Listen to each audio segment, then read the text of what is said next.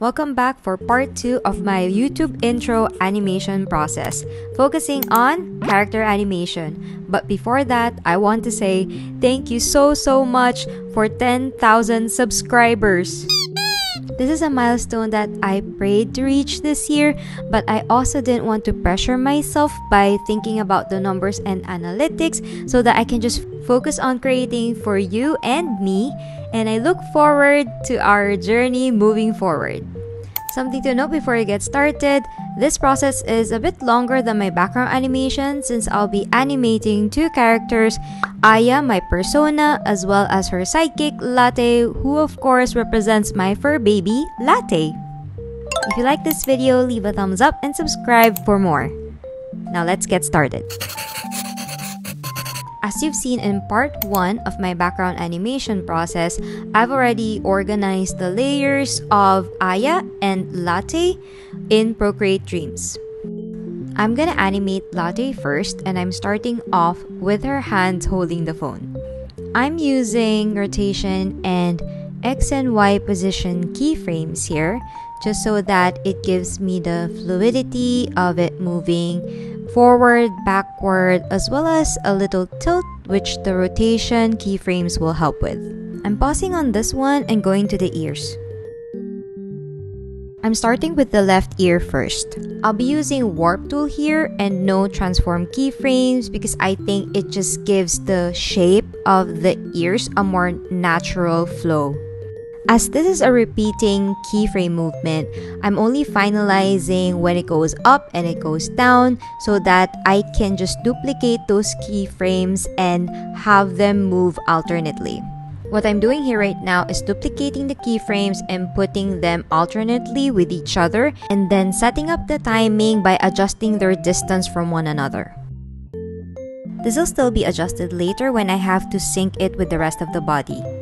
I'm gonna proceed to the other ear and apply a similar warp to it on the other side, and then for the keyframing, just align it with the same timing as the other ear.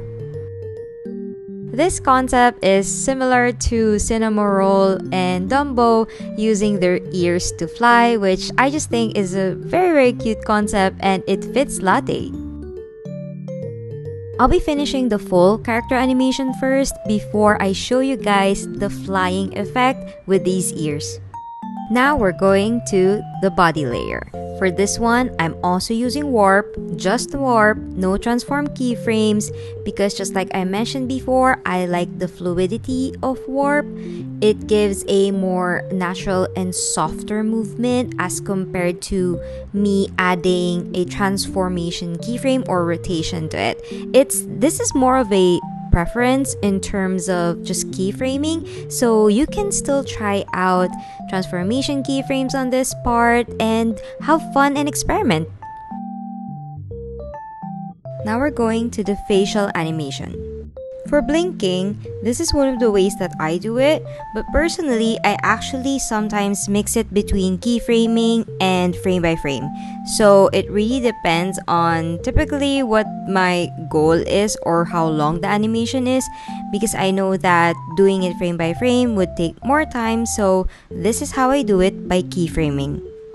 My keyframing for the eye animation is pretty similar to how Live 2D riggers do it to VTuber models, because that's one of the sources that I go to when I want to learn a new keyframing method. I get the part separation as well as how they time the movement for their rigs. It really helps a lot. I also have a background in After Effects, so it helps me understand how it works. And I know that Procreate Dreams is pretty limited in its features, but there's a way to simplify things, and that's just basically what I'm doing with Procreate Dreams. Now I'm going back to the ears here because I decided to change the timing of the movement, and as you can see, I'm doing it simultaneously with both ears just so that it's quicker for me and I don't have to go back and forth. Now I'm sharing with you one of the hacks that I use a lot, especially if I have repeating animation. So as you can see here, with Latte, her blinking animation, I'm duplicating it and then just adjusting the rest of the timing. And I've also added another warp here, but not with the blinking, but more of just a little squinting, just to add some small movement to her eyes.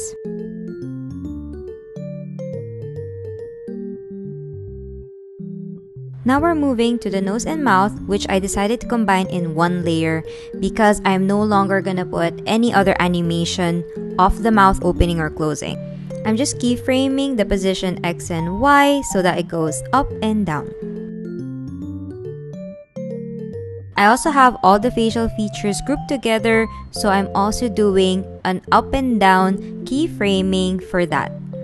Now we're going back to the pause holding the phone, and I decided to delete the keyframes that I did there and redo it. I will still be keyframing the same parameters, which is position X, Y, and rotation. I should have actually done this part at the very last because as you can see, what I'm doing is just having it move according to the movement of the full body. So technically, you should start with the full body first before the other areas of the body when it comes to keyframing, because I think it best works that way with the flow. Although I'm not really surprised that there's a lot of trial and error here because I'm still learning, guys. What you're seeing right now is me putting into practice what I'm learning slowly and applying them.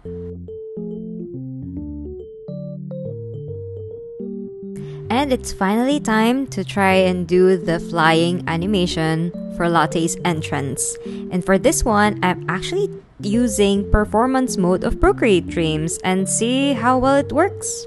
Oh, and before you say it, I'm very aware that I am moving Latte up and down, not according to the flap of her ear. So forgive me for that. I'm still working things out.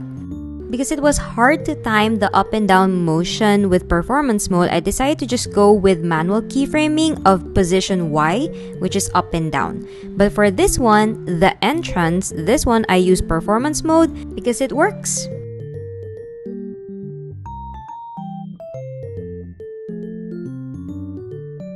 Now this additional track and layer, I'm actually doing directly on Procreate Dreams just because I want to put a recording sign. This is actually a last minute decision to add to it just because I like a more emphasis that that's exactly what Latte is doing with the phone.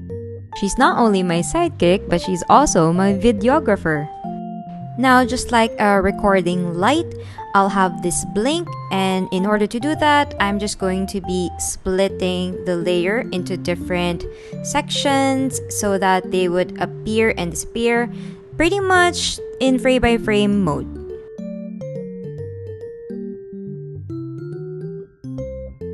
And here's the final animation for Latte.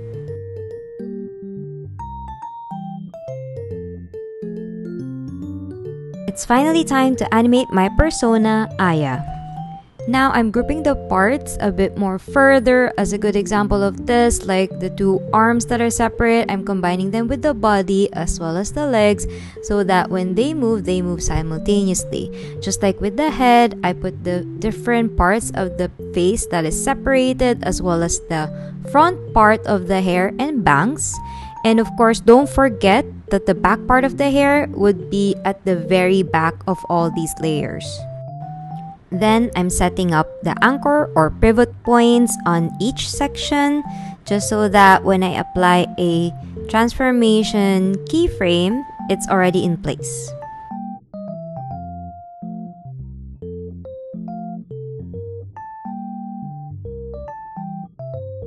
I'm starting with the keyframing of the head just because I think this is a good starting point, and then after that, just let the rest of the elements flow from its movement. I actually started this with the rotation and position keyframe, but then you'll see here that I'll be deleting any of the X and Y parameters that I added because I prefer the simplicity of the head tilt motion. Here's a little behind the scenes preview of why my footage for this process took me 4 hours. It's because, look at this, there's a lot of trial and error going on here because, as I've mentioned before, I'm also still practicing and learning at the same time, so making mistakes is part of the learning curve. And after all those minutes of trial and error, I just deleted the X and Y parameters that I added. Yeah. You have to be okay with making mistakes in order for you to make progress. I'm already okay with the head tilt parameters here, so what I'm doing now is just adjusting the timing between each keyframe.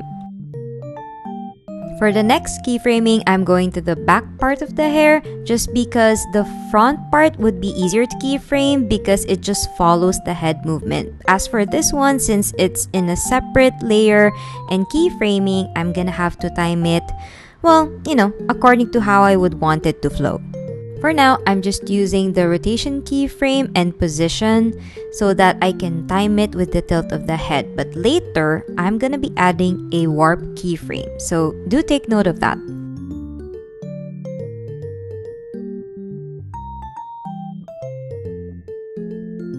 I'm moving to the body next, applying some basic movements to it before I finalize everything with their own warp animations.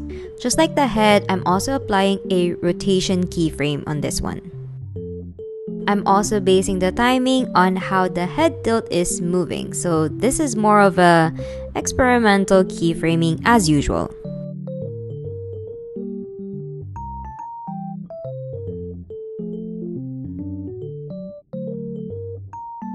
Now, I'm duplicating the group where the body keyframes are because I'm gonna use it and put the arms in it so that it'll move at the same keyframe as the body below. Since they're sort of overlaid separately, I'm gonna have to do this. This is actually one of my hacks since Procreate Dreams still lacks a copy-paste for keyframes. Before I go to the next part, I just want to say I'm so sorry.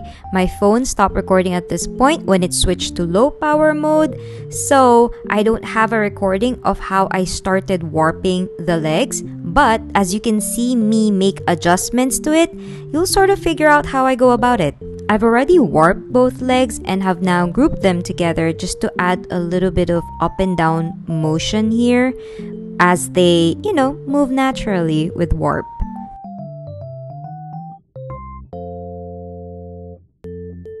I decided to add a rotation here as well, just so that I have a reason to warp the skirt and give it a little movement.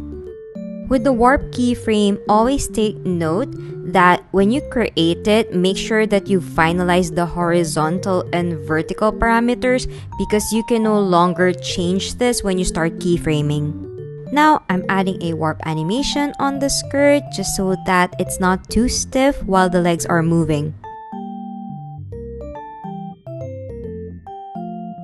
Do ignore the back part of the skirt because that'll have its own separate warp animation in order to sync with the skirt in front, which I'm working on right now.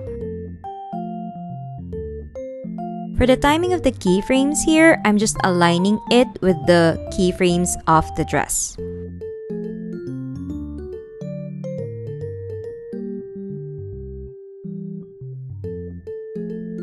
Just as I mentioned, despite not being able to show you how I started framing the legs, I'll be editing it here since I'm still not a bit satisfied with it. So here goes. I realized that the keyframes for the legs is a bit off from the timing of movement of the dress, so I'm aligning it here.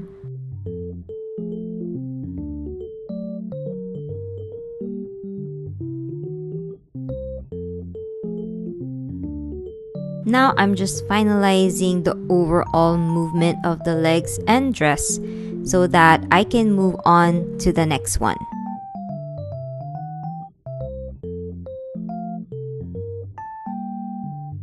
Now it's time to move to the keyframe animation that is probably highly anticipated, which is the face, or rather, the blinking animation. Before I get started, I want to emphasize on the setup of layers here. As you can see, both irises are separate, the ones on the left and right, and they're already clipped to the white part of the eye because I'm gonna be warping the white part and it's gonna help hide it as I do it. But first, I'll be warping the eyelashes first as a reference point for other sections of the eye animation. I don't usually warp both sides at the same time when it comes to this particular part of the eye because it can really be tricky. As you can see here, since they're just in one warp, they can affect one another pretty easily. I know that the parameters can help here sometimes, but it's still pretty difficult to have them animated separately. But this is also one of the most efficient ways to do it, and I'm actually practicing this method as well. You may not believe it, but this is actually the simplest keyframing I've ever done with eyes. I actually go further when it comes to keyframes and add more dynamic and detail to it, but I'm actually, I'm exploring here. I'm exploring like if it's possible with just 4 frames, meaning one open all the way to getting it closed, and see if I can actually make it look good as is. And I actually like the result here, but do let me know what you think. Do you think it looks good? I also initially had a lower lid line drawn here, but I decided to take it out because I think it still works well either way, as this can also be based on art style. If you have lower lids on your art, then I suggest that you still put it there. The only thing you really need to do is to warp it as well, going under the eyelashes. As for the timing here, I actually tested the ease in, ease out, and I prefer to use ease out for the blinking part. In terms of that, you can play around with which one you prefer more, as they actually both work well. This is just my choice for this one. Now, I'm keyframing the irises at the same time because I want to make sure that I place and move them at the exact same location because they need to be in sync for this one. I'm also keeping in mind here the movement of where the character is looking because I want her to also interact with Latte when Latte comes and starts recording on the phone. If you've seen some of my blinking animations on my social media, you'll probably notice that the highlight part of the eyes here is flattened on the same layer as the irises. I actually don't do that with more detailed animation because I prefer the highlights to move separately from the irises. But since I want to keep this simple and see that it works, we're now jumping into a different POV, which is a screen recording, because at this time I was in a location where I couldn't really set up to film myself continuing and finishing this animation, so I decided to go with the screen recording route, and I hope that's okay for you guys. Now I'm animating the mouth, but before that, I decided to add a closed mouth version, and instead of bringing it to Procreate, I just drew it directly here on Dreams since it's pretty simple. And then for the keyframing, for the first time, I'm actually using Distort. And it actually works well, more than I expected, because it's easier for me to change the shape of the mouth as compared if I used Warp. The keyframe style here is similar to Scale, wherein I make the mouth smaller before it jumps to the next frame where the mouth is closed. And then I decided to add another shape to the mouth, which is the O shape. Also using the Distort keyframing and applying just the same effect. On this part, I actually rearranged the sequence of the mouth frames, which is a really cool feature to be able to do that when it comes to, animating mouth, especially if you're gonna do a voiceover on your animation. Don't forget to group your frames. So for this one, I group the mouth frames so that I can also add some up and down movement to it that can go in sync with the rest of the face.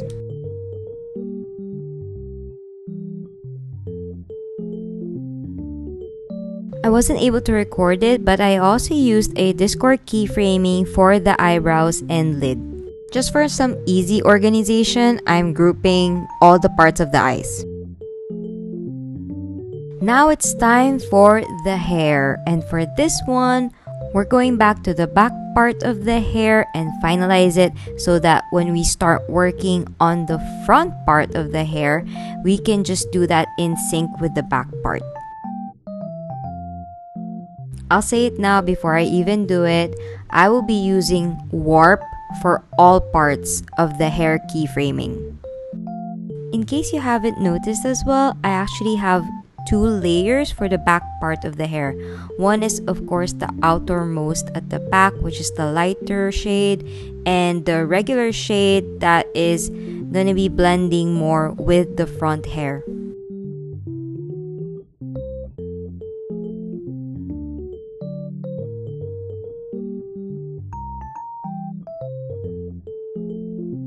Now that I'm done with that, I'm gonna go to the front part of the hair.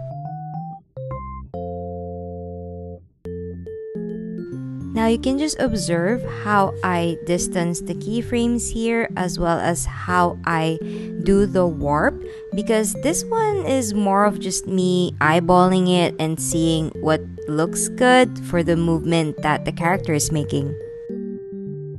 If I'm being completely honest, when I look at this, I know that I have a lot to learn still. And that's okay. I mean, that's part of development and practice. Which is why, even if there are some animation theories in terms of timing that may be off or awkward in the current animation that I'm making, I'm okay with that because I'm looking forward to improving by doing this more.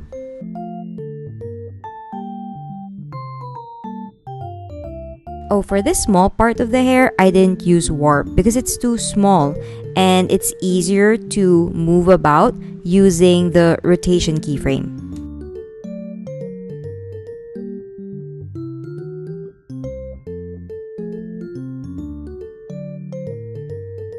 Now for the hack, in order to show the illusion that the eyes is behind the hair, this is where you duplicate the facial features or even just the eyes and then put them on top of the hair and below of the hair, and then lower the opacity of the one at the topmost layer. And there you go. It looks like it's moving smoothly at the back of the hair. But one thing you should note about this is that you should be sure that your final animation for the eyes is done so that you won't have to keep repeating this process if you keep changing stuff on the other version of the eyes. And now for the final character animation, I am keyframing both hands, wherein the other one is holding an Apple Pencil and the other one is holding an iPad. For both arms, I'll only be using position X, Y, and rotation keyframes.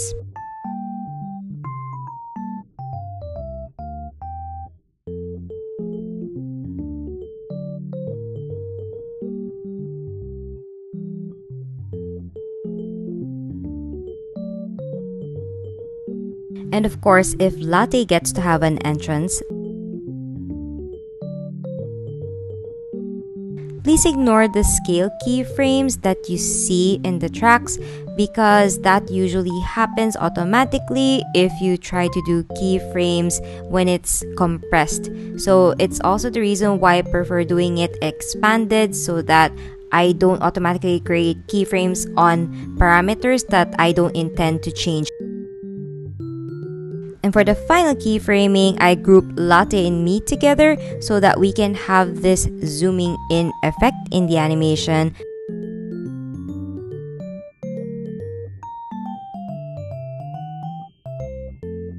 I added a few final touches behind the scenes, and this is the final result. As you can see in the final result, there are two angels flying and watching and guarding me and Latte, which I use to represent my mom and dad. And we are done. Thank you so much for watching part 2 of my YouTube animation intro process. I'll start using this on my next videos. And as always, I hope that this taught you something new when it comes to Procreate Dreams animation. I look forward to seeing you on the next one. Thank you again for getting us to 10,000 subscribers, and I have so many more ideas for videos, but do let me know in the comments if you have any suggestions. Now let's go out there and make some art.